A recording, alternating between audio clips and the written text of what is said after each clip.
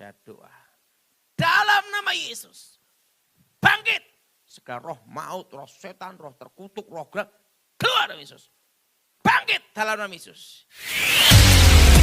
Mana Sorgawi. Siapa yang percaya malaikat ada di sekitar saudara? Siapa yang percaya angkat tangan? Nah, mari kita buka Alkitab kita saat ini. Hari ini malam ini saya khotbah tentang malaikat. Ngomong sama sebelahnya. Dan kamu tidak boleh jadi setan. Mari kita buka Alkitab kita dalam kitab Ibrani pasal 1. Kitab Ibrani pasal 1 ayat 7 sampai dengan ke-14.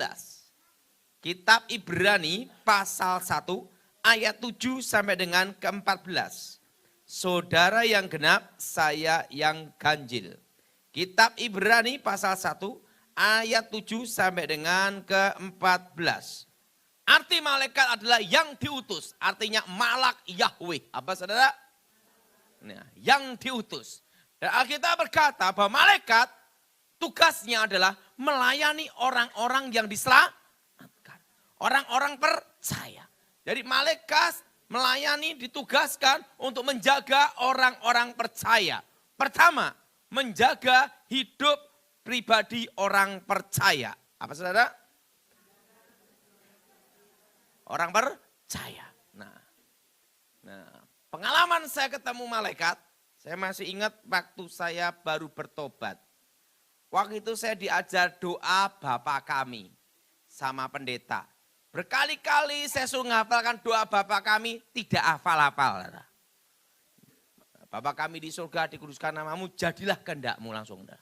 Nah, bolak-balik tidak hafal-hafal. Akhirnya pendeta ngomong sama saya, tanya sama pendeta, pendeta ada enggak doa singkat, padat, jelas, cespleng. Saya enggak mau pusing-pusing. Kenapa? Berkali-kali doa Bapa kami lupa terus. Pendeta yang ngomong ini, udahlah kalau gitu kamu belajar doa gini aja.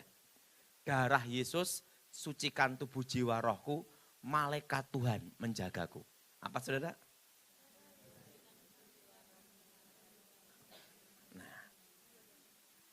Itu pertama kali saya belajar doa. Apa yang terjadi?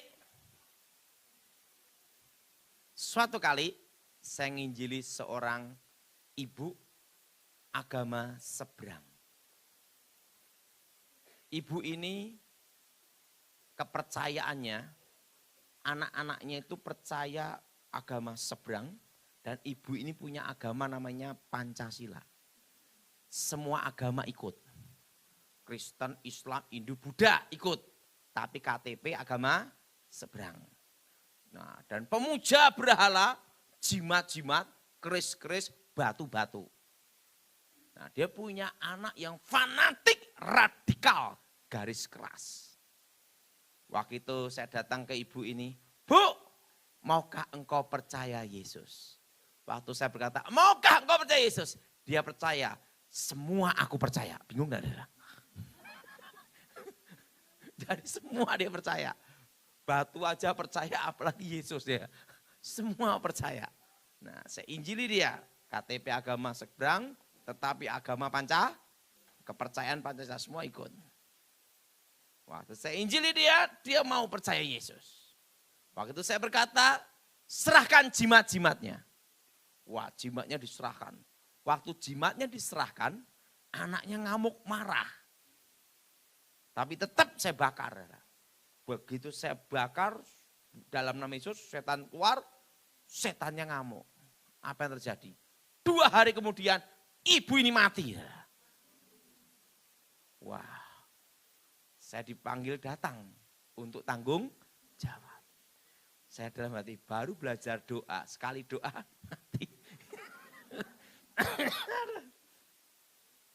Saya yakin, saya baca dalam Injil, membangkitkan orang mati. Kuasa. Saya doa untuk ibu ini. Tapi ingat matinya belum lama loh. Baru aja. Ya belum lama sekali. Karena itu kebetulan sama rumah saya enggak jauh. Saya doa. Dalam nama Yesus. bangkit. Segala roh maut, roh setan, roh terkutuk, roh gelap, keluar dalam Yesus. Bangkit dalam nama Yesus. Dengan yakin dan iman.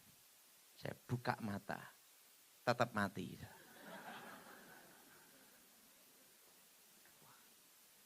Aduh, saya doa lagi. Nah, saya dalam Yesus, setan keluar. Saya doa lagi. Dalam nama Yesus, Tuhan tunjukkan kuasa-Mu. Ini menyangkut hidup saya Tuhan. Anaknya ini fanatik garis keras. Waktu pembakaran jimat anaknya tidak terima. Nah sekarang ibunya mati. Ini jadi masalah ini. Tuhan tolong saya. Saya doa dalam nama Yesus. Saya dapat penglihatan jelas sekali.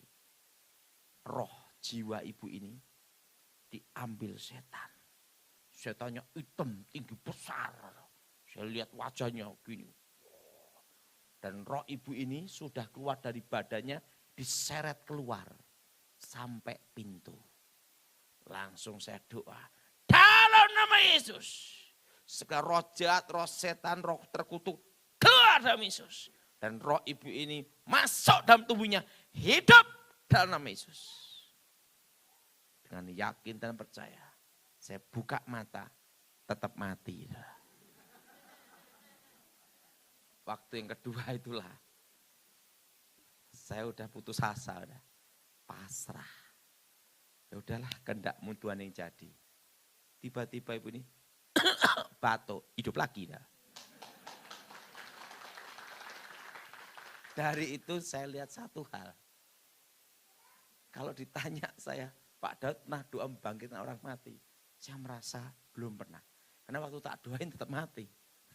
Nah setelah yang saya pasrah, hidup sendiri. Jadi Tuhan yang menghidupin, betul? Karena waktu yang pertama tak doain, tetap mati. Kedua, tetap mati. Nah, akhirnya saya pasal udah buka mata, sudah. Saya siap untuk ngadepin anaknya. Udah, berarti yang bangkitan orang mati siapa? Tuhan Yesus, bukan saya. Kenapa bukan saya? Oh tak ada 2 kali mati. Dan apa yang terjadi? Anaknya ngamuk. Tiba-tiba saya dengar suara. Aku diutus dengan pedang terhunus untuk menjaga kamu. Suara malaikat itu ada di telinga. Ini pengalaman saya mendengar suara malaikat itu di telinga. Saya langsung buka mata. Karena apa? Ini anaknya udah ngomong, gitu loh. Udah mau lari mau mukul saya. Saya di telinga, saya tidak lihat apa-apa. Roh Kudus bicara sama saya. Kalau Tuhan bicara, itu di sini. Ini pengalaman hidup saya. Kalau Tuhan bicara, itu ada di sini. Roh Kudus, suara Tuhan itu di sini. Di hati. Tapi telinga apa semua dengar. Itu Tuhan. Tapi malaikat itu di telinga. Saudara Tuhan. Tenang, jangan takut. Aku menyertai kamu. Mengutus malaikatku dengan pedang terhunus. Tapi kan tidak lihat malaikatnya. Wah dia ngomong, lari. Wah udah deket ini. Waktu deket tuh baru mikir saya. Sebelum bertobat saya punya ilmu kebal. Setelah tobat kebal hilang. Ini sekali pukul bisa mental berapa meter saya. Waktu itu saya baru bertobat beratnya hanya 30 kilo. Kurus kecil. Nah yang ngamuk ini tangannya 2 kalinya saya. Sekali pukul kan mesti sana. Waduh seperti ini. Wah, saya pasrah udah. Saya udah Tuhan kehendakmu yang jadi. Waktu saya begini, tiba-tiba dia mukul saya tuh gini dong. Muter lagi. Berapa kali mukul, muter. Jadi dia itu mukul saya kayak gangsikan. Wong. Gitu. Kayak Tom Jerry itu. Pukul, muter. Saya kaget. Mau nyentuh samping saya itu enggak bisa, muter terus. Tiba-tiba saya lihat satu sosok. Itu pertama kali saya lihat malaikat. Tingginya 3 meter. Rambutnya putih berkilau seperti perak. Matanya ini saudara, itu seperti cahaya intan berlian, tembus pandang. Dan ininya saudara, itu seperti tatahan es dan muda. Hidungnya mancung, tidak pesek. Nah, tingginya 3 meter, model ininya. Jadi kayak tatahan es itu, tembus pandang. Bajunya putih.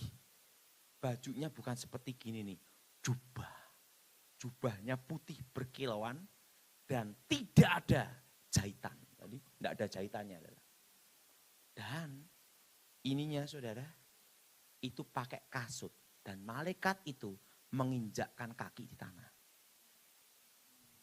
Dia gini, memandang gini nih. Saya melihat saya gini nih, saya lihat sendiri. Nah, kalau sepatu kita maksimal itu kulit sapi merek Hermes, betul? Betul? Betul? Ibu-ibu tahu Hermes kan? Tahu enggak? Kasutnya malaikat itu modelnya seperti ini.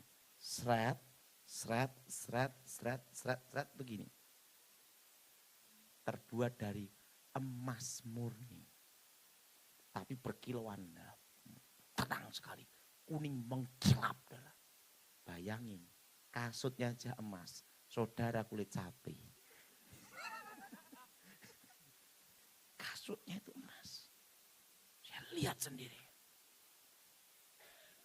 Begitu saya lihat itu saudara, baru saya tahu malaikat itu ada. Kenapa? Saya lihat sendiri. Dia memukul muter-muter, enggak bisa kena. Dan waktu itu saudara, saya pulang. Ibu ini saya suruh percaya Yesus. Dia tidak boleh dibaptis. Karena anak-anaknya ngamuk semua adalah. Tapi ibu ini setiap hari tak suruh doa, doanya singkat. Tuhan Yesus selamatkan saya. Darah Yesus sucikan saya. Terima kasih Tuhan Yesus. Doa itu terus. Berapa puluh tahun kemudian, ibu ini pas dandan benges gini. Di kaca, meninggal dalam posisi dandan gini. Dan waktu meninggal, dia tersenyum gini. Dan ibu ini meninggal usia 80 lebih. Dan masih sehat, masih naik bis, jalan-jalan di mana-mana. Meninggalnya pun dengan baik, tanpa sakit. Dandan gini. Jadi waktu disemayamkan, itu kan bingung, minta ini, ya terserah agama kamu aja, agama anaknya. Jadi di model di pocong itu adalah, tapi dia modelnya gini. Jadi model pocong tersenyum.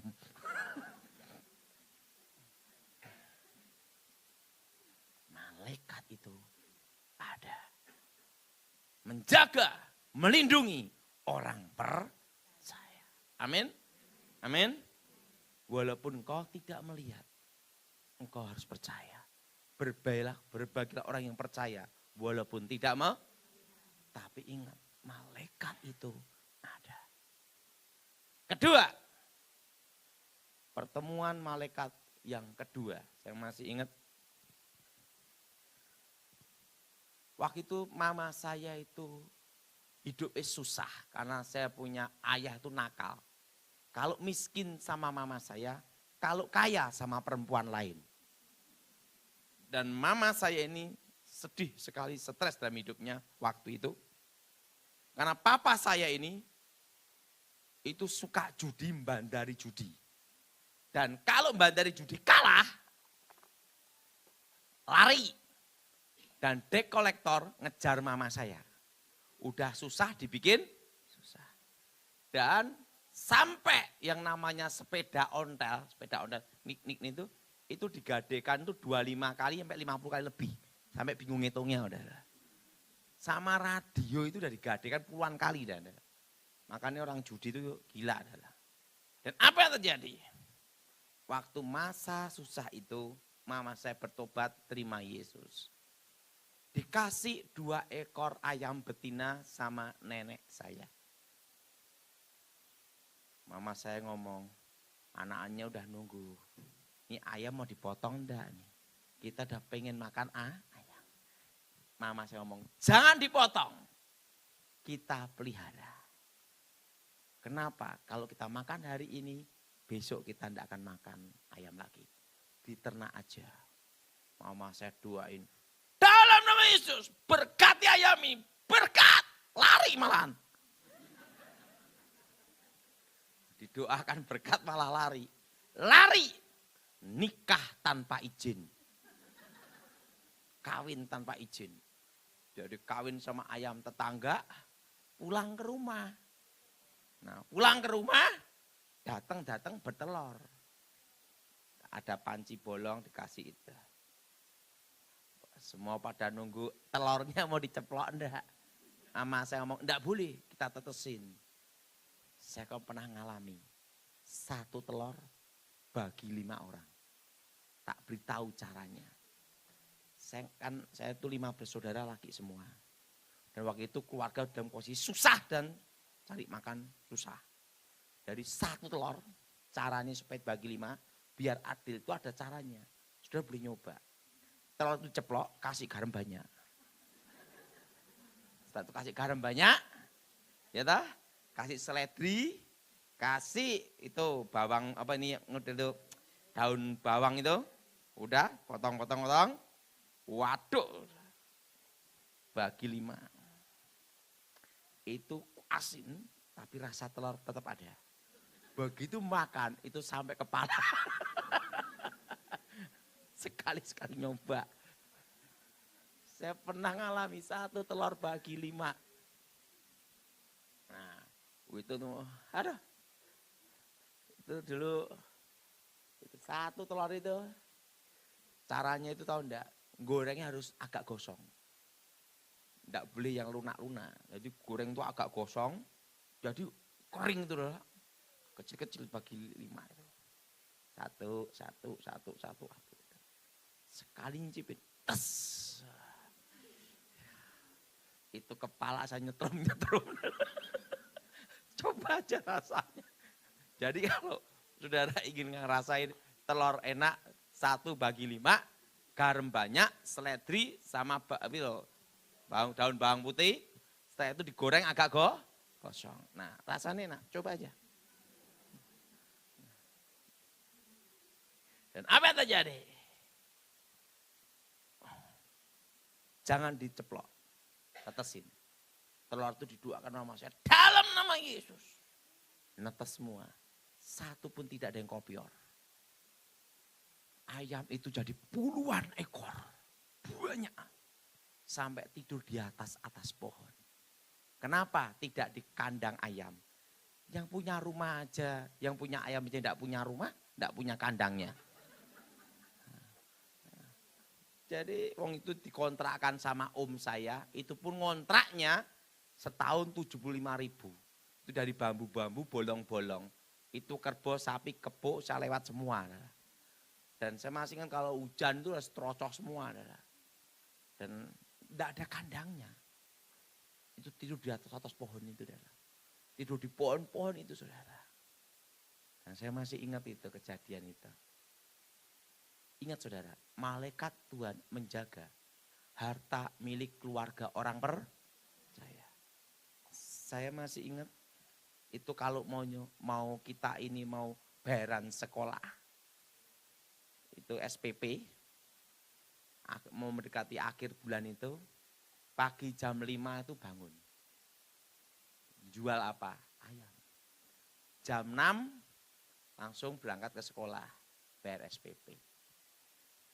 Itu bisa nyekolahkan saya 3 tahun lulus ranking 4, murid tinggal 4. Adik saya bisa sekolah selesai. 2 ekor ayam. Suatu kali terdengar suara Tuhan. Aku mengutus malaikatku untuk menjaga ayam-ayam kamu. Bingung saya. Kok ada malaikat penjaga ayam? Betul? Saya bingung apa artinya. Saya penasaran.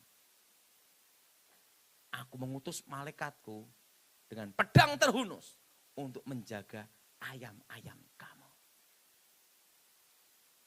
Saya penasaran, di rumah kontrakan itu saya keluar.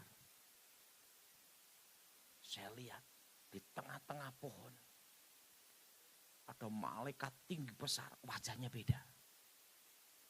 Rambutnya silver perak, mata gini, nyala gini.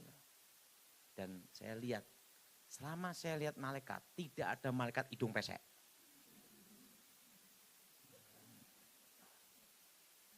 Gini dah. Ganteng, tampan seperti anak muda. Lebih tampan dari Pak Glenn. Tinggi, dan malaikat itu tinggi-tinggi. Selama saya lihat malaikat, tidak ada malaikat yang kerdil-kerdil kayak kurcaci, itu tidak ada. Tinggi-tinggi. Gini nih, dia gini nih, mandang gini nih, jaga ayam. Itu 3 tahun, ayam mama saya tidak ada satu pun yang hilang. Dan pada waktu ada musibah apa? Penyakit ayam, itu satu kena, itu satu kampungan habis. Namanya penyakit kering itu berbagai tempat kena. Tapi ayam mama saya, itu satu pun tidak ada yang mati. Tidak ada yang sakit. Semua utuh. Tetangga saya punya ayam betina 1. Tidur dekat ayam tukang beca. Dicuri. Itu 1 ekor aja. Tapi ayam mama saya itu di pohon-pohon, di atas pohon. 1 pun tidak ada yang hilang. Dan semua waktu terserang penyakit kanan kiri semua. Namanya Pak Geblok itu zaman dulu. Wah, banyak yang kena mati-mati itu kering, telo-telo gini. 1 pun ayam mama saya tidak ada yang mati. Tidak ada yang sakit. Dan itu luar biasa. 3 tahun. Di situ saya baru mengerti. Lihat Ayub. Waktu Tuhan menjaga, melindungi Ayub dan keluarganya. Tidak ada yang menjarah. Tidak ada yang mencuri. Tidak ada yang bisa menghancurkan Ayub. Dalam sidang Tuhan, Tuhan bicara. Lihat hambaku Ayub, dia setia dan taat.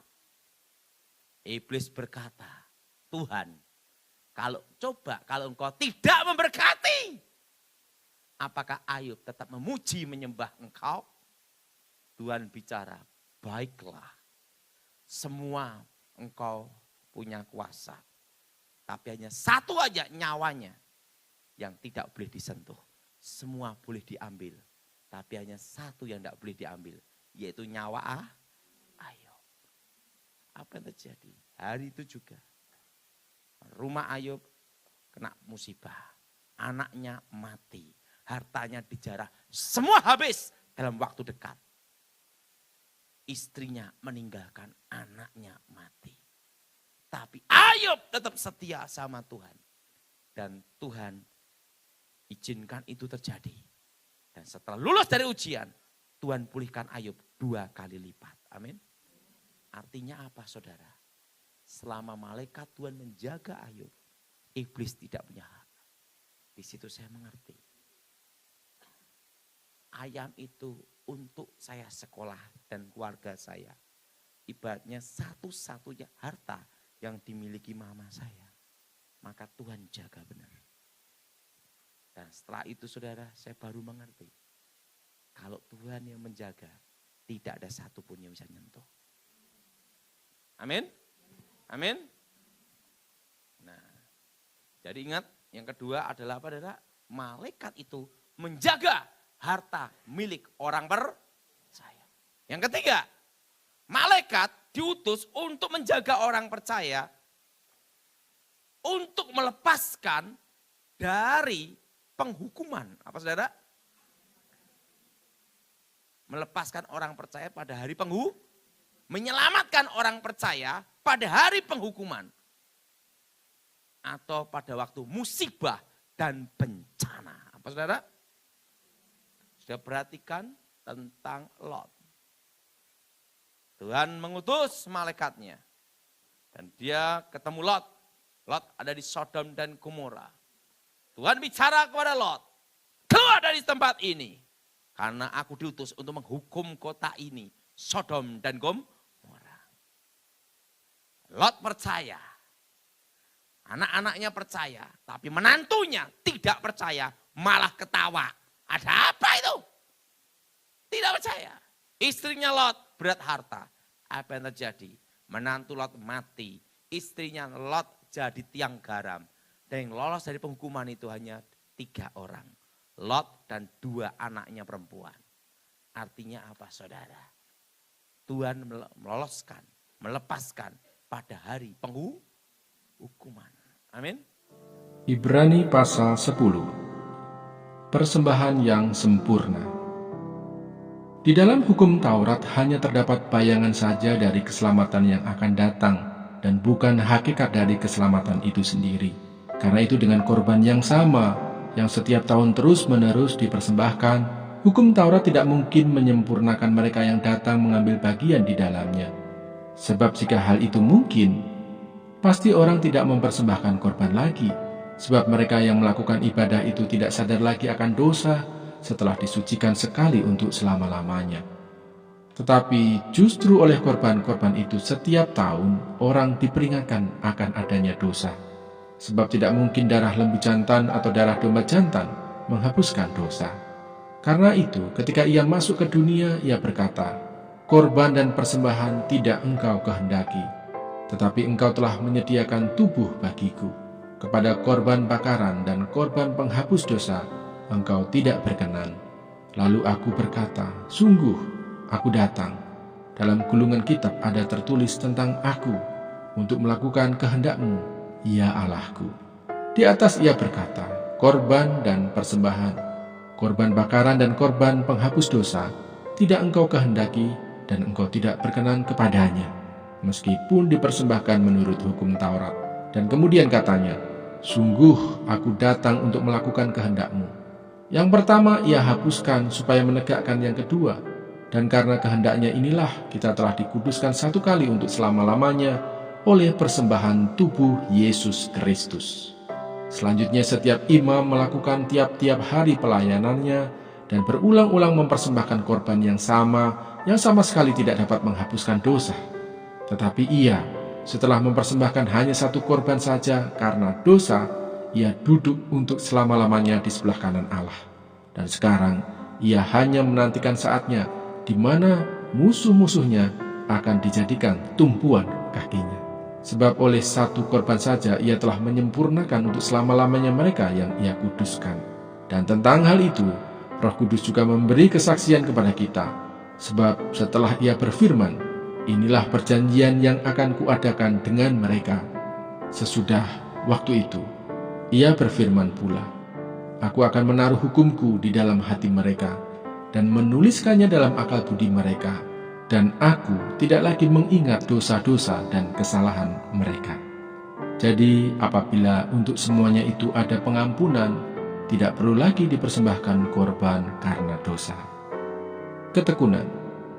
Jadi, saudara-saudara, oleh darah Yesus kita sekarang penuh keberanian dapat masuk ke dalam tempat kudus, karena ia telah membukakan jalan yang baru dan yang hidup bagi kita melalui tabir, yaitu dirinya sendiri. Dan kita mempunyai seorang imam besar sebagai kepala rumah Allah. Karena itu marilah kita menghadap Allah dengan hati yang tulus ikhlas dan keyakinan iman yang teguh. Oleh karena hati kita telah dibersihkan dari hati nurani yang jahat dan tubuh kita telah dibasuh dengan air yang murni. Marilah kita teguh berpegang pada pengakuan tentang pengharapan kita, sebab Ia yang menjanjikannya setia. Dan marilah kita saling memperhatikan supaya kita saling mendorong dalam kasih dan dalam pekerjaan baik. Janganlah kita menjauhkan diri dari pertemuan-pertemuan ibadah kita, seperti dibiasakan oleh beberapa orang. Tetapi marilah kita saling menasihati dan semakin giat melakukannya menjelang hari Tuhan yang mendekat. Sebab jika kita sengaja berbuat dosa sesudah memperoleh pengetahuan tentang kebenaran, maka tidak ada lagi korban untuk menghapus dosa itu. Tetapi yang ada ialah kematian yang mengerikan akan penghakiman dan api yang dahsyat yang akan menghanguskan semua orang durhaka.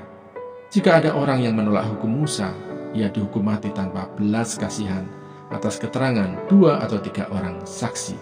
Betapa lebih beratnya hukuman yang harus dijatuhkan atas dia yang menginjak-injak anak Allah, yang menganggap najis darah perjanjian yang menguduskannya, dan yang menghina roh kasih karunia, sebab kita mengenal Dia yang berkata, "Pembalasan adalah hakku, akulah yang akan menuntut pembalasan." Dan lagi, Tuhan akan menghakimi umatnya.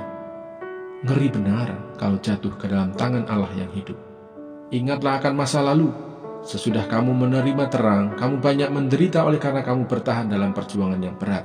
Baik waktu kamu dijadikan tontonan oleh cercaan dan penderitaan, maupun waktu kamu mengambil bagian dalam penderitaan mereka yang diperlakukan sedemikian. Memang kamu telah turut mengambil bagian dalam penderitaan orang-orang hukuman, dan ketika harta kamu dirampas, kamu menerima hal itu dengan sukacita, sebab kamu tahu bahwa kamu memiliki harta yang lebih baik dan yang lebih menetap sifatnya. Sebab itu, janganlah kamu melepaskan kepercayaanmu, karena besar upah yang menantinya. Sebab kamu memerlukan ketekunan, supaya sesudah kamu melakukan kehendak Allah, kamu memperoleh apa yang dijanjikan itu. Sebab sedikit, bahkan sangat sedikit waktu lagi, dan Ia yang akan datang sudah akan ada tanpa menangguhkan kedatangannya. Tetapi orangku yang benar akan hidup oleh iman, dan apabila ia mengundurkan diri, maka aku tidak berkenan kepadanya. Tetapi kita bukanlah orang-orang yang mengundurkan diri dan binasa, tetapi orang-orang yang percaya dan yang beroleh hidup. Ibrani pasal 11. Saksi-saksi iman. Iman adalah dasar dari segala sesuatu yang kita harapkan, dan bukti dari segala sesuatu yang tidak kita lihat. Sebab oleh imanlah telah diberikan kesaksian kepada nenek moyang kita. Karena iman kita mengerti bahwa alam semesta telah dijadikan oleh firman Allah, sehingga apa yang kita lihat telah terjadi dari apa yang tidak dapat kita lihat. Karena iman, Habel telah mempersembahkan kepada Allah korban yang lebih baik daripada korban Kain. Dengan jalan itu ia memperoleh kesaksian kepadanya bahwa ia benar. Karena Allah berkenan akan persembahannya itu, dan karena iman ia masih berbicara sesudah ia mati. Karena iman Henokh terangkat, supaya ia tidak mengalami kematian, dan ia tidak ditemukan, karena Allah telah mengangkatnya. Sebab sebelum ia terangkat, ia memperoleh kesaksian bahwa ia berkenan kepada Allah. Tetapi tanpa iman tidak mungkin orang berkenan kepada Allah. Sebab barang siapa berpaling kepada Allah, ia harus percaya bahwa Allah ada, dan bahwa Allah memberi upah kepada orang yang sungguh-sungguh mencari Dia. Karena iman, maka Nuh dengan petunjuk Allah tentang sesuatu yang belum kelihatan, dengan taat mempersiapkan bahtera untuk menyelamatkan keluarganya. Dan karena iman itu ia menghukum dunia, dan ia ditentukan untuk menerima kebenaran sesuai dengan imannya. Karena iman Abraham taat ketika ia dipanggil untuk berangkat ke negeri yang akan diterimanya menjadi milik pusakanya. Lalu ia berangkat dengan tidak mengetahui tempat yang ia tujui. Karena iman ia diam di tanah yang dijanjikan itu, seolah-olah di suatu tanah asing, dan di situ ia tinggal di kemah dengan Ishak dan Yakub, yang turut menjadi ahli waris janji yang satu itu. Sebab ia menanti-nantikan kota yang mempunyai dasar, yang direncanakan dan dibangun oleh Allah. Karena iman ia juga dan Sarah beroleh kekuatan untuk menurunkan anak cucu, walaupun usianya sudah lewat, karena ia menganggap Dia yang memberikan janji itu setia. Itulah sebabnya, maka dari satu orang, malahan orang yang telah mati pucuk, terpancar keturunan besar seperti bintang di langit dan seperti pasir di tepi laut, yang tidak terhitung banyaknya. Dalam iman mereka semua ini telah mati sebagai orang-orang yang tidak memperoleh apa yang dijanjikan itu, tetapi yang hanya dari jauh melihatnya dan melambai-lambai kepadanya, dan yang mengakuinya bahwa mereka adalah orang asing dan pendatang di bumi ini. Sebab mereka yang berkata demikian menyatakan bahwa mereka dengan rindu mencari suatu tanah air. Dan kalau sekiranya dalam hal itu mereka ingat akan tanah asal yang telah mereka tinggalkan, maka mereka cukup mempunyai kesempatan untuk pulang ke situ. Tetapi sekarang mereka merindukan tanah air yang lebih baik, yaitu satu tanah air surgawi. Sebab itu Allah tidak malu disebut Allah mereka, karena Ia telah mempersiapkan sebuah kota bagi mereka. Karena iman maka Abraham, tatkala ia dicobai, mempersembahkan Ishak. Ia yang telah menerima janji itu, rela mempersembahkan anaknya yang tunggal, walaupun kepadanya telah dikatakan, keturunan yang berasal dari Ishaklah yang akan disebut keturunanmu. Karena ia berpikir bahwa Allah berkuasa membangkitkan orang-orang sekalipun dari antara orang mati. Dan dari sana ia seakan-akan telah menerimanya kembali. Karena iman maka Ishak sambil memandang jauh ke depan memberikan berkatnya kepada Yakub dan Esau. Karena iman maka Yakub ketika hampir waktunya akan mati memberkati kedua anak Yusuf lalu menyembah sambil bersandar pada kepala tongkatnya. Karena iman maka Yusuf menjelang matinya memberitakan tentang keluarnya orang-orang Israel dan memberi pesan tentang tulang belulangnya. Karena iman maka Musa setelah ia lahir disembunyikan selama 3 bulan oleh orang tuanya karena mereka melihat bahwa anak itu elok rupanya dan mereka tidak takut akan perintah raja. Karena iman maka Musa setelah dewasa menolak disebut anak putri Fir'aun karena ia lebih suka menderita sengsara dengan umat Allah daripada untuk sementara menikmati kesenangan dari dosa. Ia menganggap penghinaan karena Kristus sebagai kekayaan yang lebih besar daripada semua harta Mesir, sebab pandangannya ia arahkan kepada upah. Karena iman maka ia telah meninggalkan Mesir dengan tidak takut akan murka raja. Ia bertahan sama seperti ia melihat apa yang tidak kelihatan.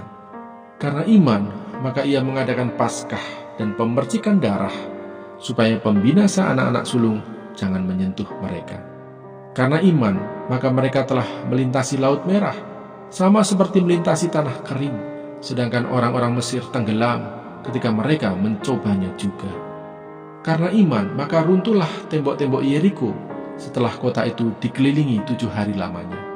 Karena iman, maka Rahab perempuan sundal itu tidak turut binasa bersama-sama dengan orang-orang durhaka. Karena ia telah menyambut pengintai-pengintai itu dengan baik. Dan apakah lagi yang harus aku sebut? Sebab aku akan kekurangan waktu apabila aku hendak menceritakan tentang Gideon, Barak, Simson, Yefta, Daud dan Samuel dan para nabi, yang karena iman telah menaklukkan kerajaan-kerajaan, mengamalkan kebenaran, memperoleh apa yang dijanjikan, menutup mulut singa-singa, memadamkan api yang dahsyat. Mereka telah luput dari mata pedang, telah beroleh kekuatan dalam kelemahan, telah menjadi kuat dalam peperangan, dan telah memukul mundur pasukan-pasukan tentara asing. Ibu-ibu telah menerima kembali orang-orangnya yang telah mati, sebab dibangkitkan. Tetapi orang-orang lain membiarkan dirinya disiksa dan tidak mau menerima pembebasan, supaya mereka beroleh kebangkitan yang lebih baik. Ada pula yang diejek dan didera, bahkan yang dibelenggu dan dipenjarakan. Mereka dilempari, digergaji, dibunuh dengan pedang. Mereka mengembara dengan berpakaian kulit domba dan kulit kambing sambil menderita kekurangan, kesesakan, dan siksaan. Dunia ini tidak layak bagi mereka. Mereka mengembara di padang gurun dan di pegunungan, dalam gua-gua dan celah-celah gunung. Dan mereka semua tidak memperoleh apa yang dijanjikan itu, sekalipun iman mereka telah memberikan kepada mereka suatu kesaksian yang baik. Sebab Allah telah menyediakan sesuatu yang lebih baik bagi kita. Tanpa kita, mereka tidak dapat sampai kepada kesempurnaan. Mana Sorgawi.